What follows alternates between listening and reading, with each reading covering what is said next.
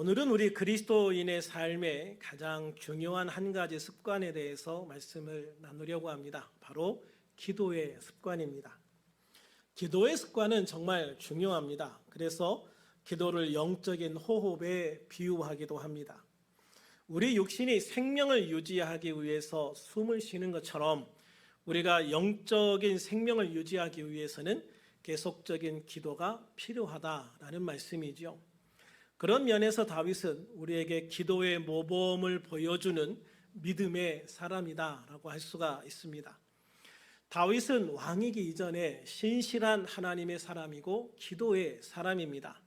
그래서 다윗은 많은 기도시를 지었고 그 기도시들이 시편에 73편이나 기록이 되어져 있습니다. 전체 150편에서 73편이니까 거의 절반에 가까운 시들이 다윗의 기도시라고 하는 것이죠. 다윗은 어린 시절 양을 치면서부터 찬양하며 기도하는 것이 습관이 되었다라고 생각을 해요. 기도하는 것이 우리의 삶의 하나의 습관으로 자리를 잡아야 된다라고 하는 것을 보여주는 것입니다. 다윗이 어린 나이에 양을 돌보는 것이 쉽지만은 않았을 겁니다. 아마 다윗은 10대 초반부터 양을 돌봤던 것으로 생각이 돼요.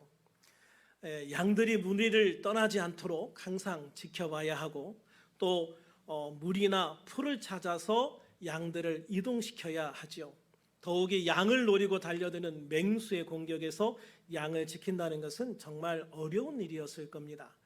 그런 면에서 다윗은 항상 기도하면서 하나님의 도우심과 은혜를 받아서 이 일을 감당할 수밖에 없었다라고 생각을 해요. 그런 모습을 고백하는 것이 사무엘상 17장 34절부터 37절에 있는 말씀입니다. 다윗이 골리앗 앞에 설 때에 사울왕 앞에 고백하는 말인데요. 뭐라고 얘기하냐면 주의 종이 아버지의 양을 지킬 때에 사자나 곰이 와서 양떼에서 새끼를 물어가면 내가 따라가서 그것을 치고 그 입에서 새끼를 건져냈다고 말씀하고 있어요. 또 이 곰이나 사자가 일어나서 나를 해하고자 하면 내가 그 수염을 잡고 그것을 쳐서 죽였다 이렇게 이야기를 하잖아요. 참 놀라운 고백이죠, 여러분. 그러니까 저 골리앗 모든 이스라엘 백성들이 그 앞에서 벌벌 떨고 아무도 나서지 못하는 저 골리앗조차도 별거 아닙니다. 하나님이 나와 함께 하시면, 하나님이 내게 말씀하시면, 하나님이 내게 응답 주시면 저가 별거 아닙니다. 이렇게 이야기하는 거예요. 그것은 다윗이 어릴 때부터 양을 치면서 곰이나 사자를 상대해 봤기 때문에 할 수 있는 말이죠. 여러분, 곰이나 사자가 여러분 앞에 있으면 어떨 것 같습니까? 곰이나 사자가 여러분 앞에 딱 나타났어요. 어떨 것 같아요? 저는 이게 산책하다가 요만한 개가 갑자기 저를 보고 막 이빨을 드러내고 왕 하고 짖는데 제가 얼마나 놀랐는지 정말 막 가슴이 콩닥콩닥 할 정도로 엄청 놀랐어요. 그냥 갑자기 그냥 뒤쪽에서 그냥 개가 확 달려드는데, 그러니까 그 개를 끌고 가던 아주머니가 놀라가지고 얘를 확 껴안고 얘가 왜 이래? 그러고 아이고 죄송합니다 하고 막 가시는데,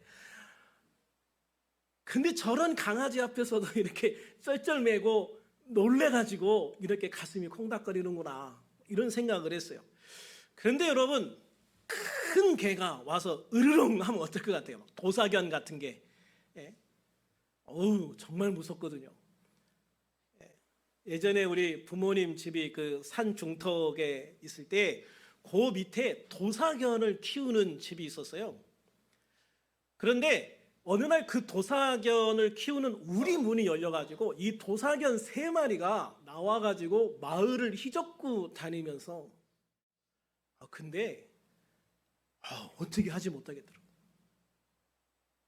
동네 사람들 아무도 그 도사견 앞에 얼씬도 못해요. 그냥 막 전화해서 119에다 전화하고 어디다 전화하고 난리 피고 막 그래서 막 경찰차도 오고 119 차도 오고 난리가 났었는데, 동네 주민들 보면은 다 옥상 위에 올라가서 보면서 소리만 쳐. 저도 그때 방학이라 집에 내려가 있었거든요. 저도 옥상에 올라가서 역시 저기 있어요, 저기 있어요 이렇게 소리만 질렀지 그 개 앞에 나설 엄두를 못 냈다 이 말이에요. 도사견이 얼마나 큰데요. 왕 하고 일어나면 제 키보다 커요. 그런데 여러분, 사자가 이 앞에 있다? 어떨 것 같아요?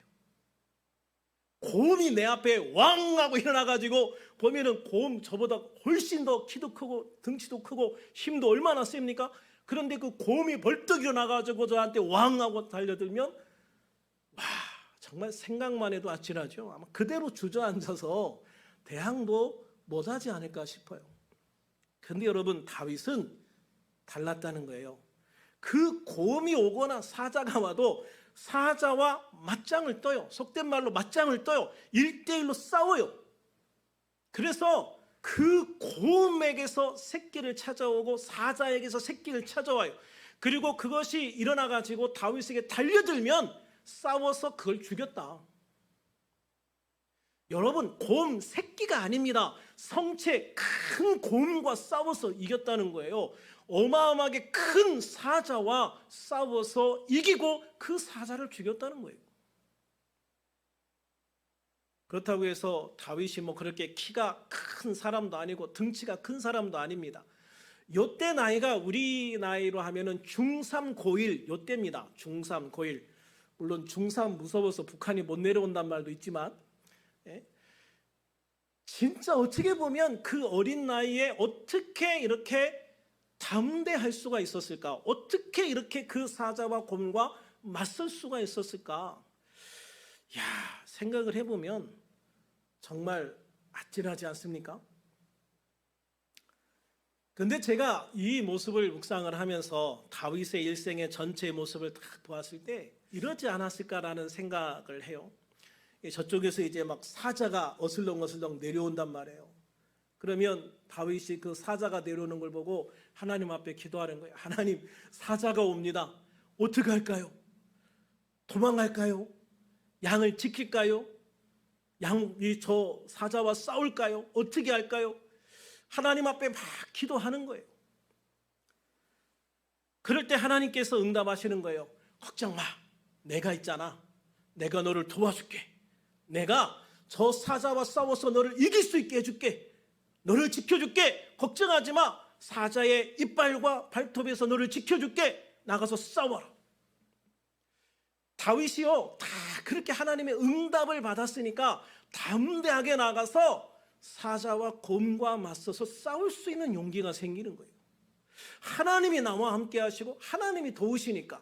골리앗 앞에 섰을 때도 마찬가지 아닙니까? 하나님이 나와 함께 하시면, 만군의 여호와 하나님이 나와 함께 하시니 너는 칼과 단창을 가지고 내게 나오지만 나는 만군의 여호와의 이름을 가지고 내게 달려간다. 그리고 달려가지 않습니까? 다윗이 그렇게 용맹할 수 있었던 딱 한 가지 이유, 그거는 다윗이 기도하고 응답받는 사람이었기 때문이다. 다른 것으로는 이런 것이 설명이 안 된다 이 말이죠. 그러므로 다윗은 언제나 모든 일에 기도하는 사람이었고 응답받아서 그 응답을 따라서 담대하게 실행했던 놀라운 믿음의 사람이었다라는 것을 알 수가 있는 거예요. 오늘 본문에도 이렇게 다윗이 기도하는 장면이 나옵니다. 1절에 보면 다윗은 블레셋 사람들이 그일라라는 마을을 쳐서 그 타작마당을 탈취했다는 보고를 받습니다. 그일라는 블레셋과의 국경에 인접해 있는 이스라엘 마을이었어요. 다윗이 사울의 군대를 이끌 때는 블레셋이 감히 이스라엘 땅을 넘보지도 못했다고요. 다윗은 싸우면 이겨. 이기는 것도 아주 크게 이겼어요. 그래서 사람들이 나와가지고 사울이 죽인 자는 천천히요, 다윗이 죽인 자는 만만이다 이래가지고 사울이 그때부터 시기하는 마음이 들어가지고 다윗을 핍박하기 시작을 하잖아요. 결국 그것 때문에 다윗이 사울왕을 피해서 도망다니는 도망자 신세가 되죠. 그러니까 더 이상 사울의 군대에 다윗이 없다는 것이 알려지기 시작을 한 거예요. 다윗이 있을 때는 한 번도 이스라엘 국경을 넘을 엄두도 못 내다가 다윗이 없다라는 말을 듣자마자 기회는 이때다라고 생각하고 이스라엘 국경을 넘어서 마을을 공격한 거예요. 만약에 그일라를 그냥 놔뒀다면, 그냥 약탈당하게 그냥 놔뒀다면 그 다음엔 그 다음 마을을 계속 공격해서 약탈을 했겠죠. 다윗은 그걸 너무나도 잘 알고 있었을 거예요. 여러분, 이처럼 다윗과 사울이 분열되었을 때, 나누어졌을 때 공격을 받게 되어지는 거예요. 우리가 하나님 안에서 그래서 늘 생각할 게 뭐냐면 분열은 적에게 또는 사탄에게 기회를 주는 것이다. 교회도 마찬가지죠. 교회도 언제나 하나님 안에서 한 마음 한 뜻으로 믿음으로 다 뭉쳐 있어야 돼요. 하나가 돼야 돼요. 그런데 교회가 뭐 누구파 성경에 나오는 자로 나는 게바파야, 나는 바울파야, 나는 아볼로파야 이래가지고 싸우면 망하는 지름길인 것이죠. 적 앞에서 분열되어져 있는 것만큼 위험한 것은 없는 거예요. 근데 사단이 우리를 항상 노리고 있는데 우리가 분열되면 안 됩니다. 항상 하나님 안에서 한 마음으로 다 뭉쳐 있어야 하는 것이죠. 그래서 제가 나라와 민족을 위해서 기도할 때도 항상 그게 날 걱정거리고 또 기도거리인 것 같아요. 여당을 지지하든 야당을 지지하든 그거는 정치적인 성향이기 때문에 그건 상관없어요. 그러나 중요한 것은 우리나라의 공통의 적을 대할 때는 언제나 하나가 돼야 된다. 할렐루야. 이건 여러분 분명한 거예요. 그래서 우리가 적 앞에서 분열되어질 때 항상 적에게 기회를 준다라는 것을 생각하고 언제나 하나가 되는 우리들이 되어야 될 줄로 믿습니다. 이 그일라가 공격을 당했다라고 하는 소식을 들은 다윗은요 하나님 앞에 무릎을 꿇고 기도합니다. 2절 같이 한번 읽어볼까요? 시작. 이에 다윗이 여호와께 묻자와 이르되 내가 가서 이 블레셋 사람들을 치리이까 여호와께서 다윗에게 이르시되 가서 블레셋 사람들을 치고 그일라를 구원하라 하시니. 할렐루야. 그렇습니다, 여러분. 다윗은 블레셋이 그일라를 공격했다는 말을 듣고 아마 분노했을 거예요. 이것들이 내가 지금 없다고 공격을 해? 국경을 넘어와서 우리 동족을 공격해? 아마 엄청 화가 났을 거예요. 내가 우리 군대를 이끌 때는 쳐다도 못 보던 것들이, 엄두도 못 내던 것들이 내가 이렇게 쫓기는 신세가 됐다고 해서 이 블레셋이 우리나라까지 이렇게 업신 여기는구나 하는 마음이 들어서 엄청 분했을 겁니다. 그러나 다윗은요 그런 감정 때문에 움직이지 않아요. 여러분, 이게 굉장히 중요해요. 감정 때문에 움직이지 않아요. 다윗은 먼저 차분히 마음을 가라앉히고 하나님 앞에 기도합니다. 제가 가서 이 블레셋 사람들을 칠까요? 이 기도를 먼저 하는 거예요. 하나님이 응답하십니다. 가서 블레셋 사람들을 치고 그일라를 구원하라. 가서 블레셋 사람들을 치고 그일라를 구원하라 라고 말씀을 하셔요.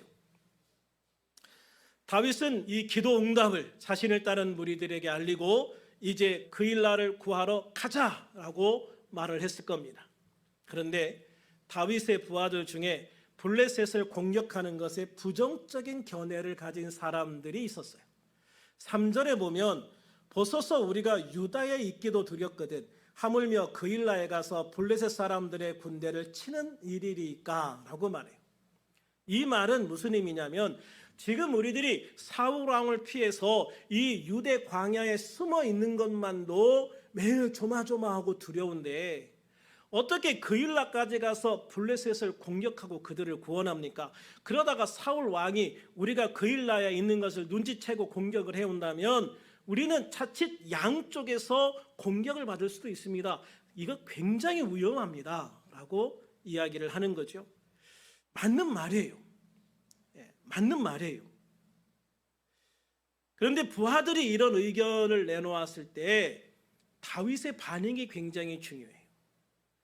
다윗은 부하들이 이렇게 말할 때 야, 나 하나님 앞에 응답받았어. 잔말 말고 따라와. 이렇게 안 해요. 부하들이 이런 걱정스러운 말을 할 때 그래? 그러면 다시 기도하자. 다시 기도하자.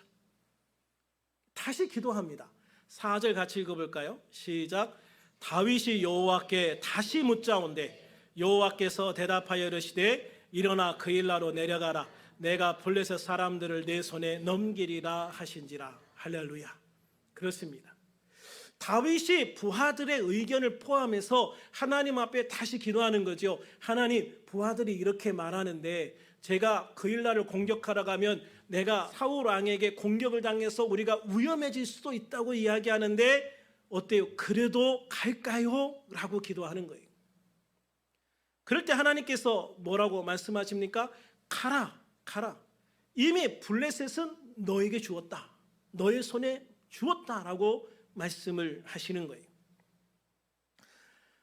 다윗의 거듭되는 기도에 확실한 응답. 다윗은 부하들과 함께 다시 기도하자. 그래서 다시 기도했는데 똑같은 응답을 받으니까 이제 부하들이 수긍을 하는 거예요. 하나님이 이렇게 응답하신다면 가십시다. 그래가지고 이 부하들과 함께 그일라로 출정을 하게 되어지는 것이죠. 그리고 가서 이깁니다. 이기는데 어떻게 이기느냐? 크게 이겼다라고 말하고 있어요. 크게 이겼다. 우리가 여기에서 한 가지 눈여겨보아야 할 부분이 바로 이거예요. 다윗이 거듭해서 기도하는 장면이에요. 물론 다윗이 받은 기도의 응답은 분명한 거였어요. 모호한 응답이 아니었어요. 분명하게 가서 싸워라. 내가 블레셋을 이기게 해줄게 라고 분명하게 응답을 했어요. 그럼에도 다윗은 같이 있는 사람들이 의심하고 불안해하자 그들을 억압해서 묵살하거나 무조건 내 명령을 따라라고 말하지 않고 그들과 함께 다시 기도하는 걸 선택하는 거예요. 이랬을 때 한 마음으로 나갈 수가 있는 것이죠. 다윗이 만약에 부하들의 그런 말을 묵살하고 야 어디서 그런 믿음 없는 말을 물러가라 사탄아 이랬다면 그 사람들이 겉으로는 승복할 수 있어요. 그러나 따라오면서 내내 불만을 가질 거고 그런 불만들이 나중에 쌓여서 정말 큰 문제가 될 수도 있는 거예요. 그래서 혼자 할 때는 그냥 기도 응답에서 혼자 순종해도 되지만 같이 할 때는 모든 사람들이 그 기도 응답에 함께 할 수 있도록 끝까지 기도하는 것이 중요하다. 모든 사람들이 기도 응답에 동참하고 동의할 때까지 그 기도 응답에 아멘하고 함께 갈 때까지 끝까지 함께 기도하는 것이 중요하다라고 말씀해주고 있는 거예요. 여러분, 이게 우리의 삶에서 굉장히 중요한 것 같아요. 우리가 하나님 안에서 갈 때 나 혼자 가는 게 아니지 않습니까? 하나님의 교회라고 하는 것은 주님의 몸이죠. 그러니까 몸은 어때요? 몸은 한꺼번에 가야 되는 거예요. 이쪽 팔은 이거 하려고 하고 이쪽 팔은 저거 하려고 그러고 오른쪽은 이쪽으로 가려고 하고 왼쪽 다리는 저쪽으로 가려고 하면 아무것도 못하는 거예요. 그냥 어디로 가자라고 딱 정해져서 무엇을 하자고 정해지면 이 몸은 하나가 되어서 그리로 가야 되고 하나가 되어서 그 일을 할 수 있어야 돼요. 그게 교회인 거죠. 그게 주님의 몸인 교회인 거예요. 그래서 우리들이 함께 기도하면서 함께 하나님의 역사를 이루어가는 기도 공동체가 되어야 하는 것이죠. 그래서 우리들 교회가 항상 하나님 앞에 함께 기도하고 함께 응답받아서 함께 믿음으로 달려가는 믿음의 공동체, 기도의 공동체가 될 수 있기를 주님의 이름으로 축원합니다. 그런데 10절 이하에 보면 또 다른 상황이 펼쳐집니다. 그일라를 구원하기로 했을 때 부하들이 걱정했던 것처럼 사울 왕이 다윗이 그일라를 구원해서 그곳에 있다라는 소식을 듣게 돼요. 그러니까 사울 왕이 군사를 소집을 합니다. 야, 군사들 모집해. 그 당시에는 그냥 군사가 지금처럼 그렇게 군사가 딱 조직되어 있는 게 아니라 대개 이제 아주 소수만 왕과 함께 있고 나머지 군대들은 다 집에 돌아가서 각자 생업에 종사하는 거예요. 그러다가 적이 쳐들어오면 집합해가지고 이제 소집해서 함께 전쟁에 나가는 거거든요. 그러니까 이 사울 왕이 군대를 소집하는데 시간이 걸리는 거예요. 그런데 그 사이에 어떤 사람이 다윗에게 연락을 해요. 지금 사울 왕이 당신을 잡으러 가려고 당신이 도와준 그 거일라를 아예 그냥 싹 전멸시켜 버리겠다고 이를 갈면서 군대를 모집하고 있습니다. 그러니까 어떻게 빨리 피하세요. 연락을 해줘요. 그때 다윗은 또 기도합니다. 어떤 기도를 하냐면, 하나님, 제가 사울왕과 싸워서 이길 수 있을까요? 사울왕과 싸울까요? 말까요? 이런 기도를 하는 게 아니에요. 다윗은 이미 하나님의 기름 부으신 사울 왕과는, 하나님의 기름 부으신 사울 왕과는 싸우지 않는다는 원칙에 확고했어요. 그래서 사울 왕을 죽일 수 있는 기회가 여러 번 있었음에도 불구하고 안 죽이죠. 왜? 이 사람은 하나님이 기름 부으신 사람이니까 하나님이 하셔야지 내가 할 수 없다. 그러니까 당연히 다윗은요, 사울 왕의 군대와 싸울 마음이 없어요. 그럼 뭘 기도했냐면 두 가지입니다. 11절과 12절에 보면 나오죠. 하나는 뭐냐면, 그일라 사람들이 나를 그의 손에 넘기겠나이까. 또 하나는 주의 종이 들은 대로 사울이 내려오겠나이까. 이거예요.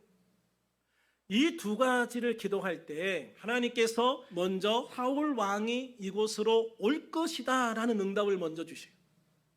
그 소문이 헛소문이 아니라는 거죠. 지금 실제로 사울 왕이 군대를 모으고 있고 얼마 지나지 않으면 사울 왕이 군대를 이끌고 이곳에 올 거다라고 응답을 하셔요.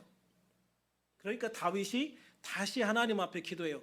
그러면 사울 왕이 왔을 때 이 그일라 사람들이 나를 내어줄까요? 하나님이 뭐라고 응답하십니까? 사울 왕이 오면 이 그일라 사람들이 너와 너를 따르는 사람들을 그에게 내어줄 것이다. 참 기가 막힌 응답 아닙니까, 여러분? 이들이 약탈당했을 때 와서 이들을 구원해 준 게 사울 왕이 아니란 말이죠. 누가 구해줬어요? 다윗이 구해줬잖아. 다윗이. 그런데 사울 왕이 오면, 사울 왕이 이 마을을 공격해 오면 이 그일라 사람들이 다윗을 보호하기 위해서 함께 싸우려 하기보다는 너희들을 배신하고 너희들을 사울 왕에게 내줄 거야 이러는 거예요. 인간적으로 보면 굉장히 배신감이 들 것 같지 않습니까? 저 같으면 이런 기도 응답을 받으면 뭐 이런 것들이 다 있어 이럴 것 같아요. 내가 그 위험을 감수하고 와서 구해줬더니 뭐 왕이 오면 나를 배신해가지고 나를 내줘?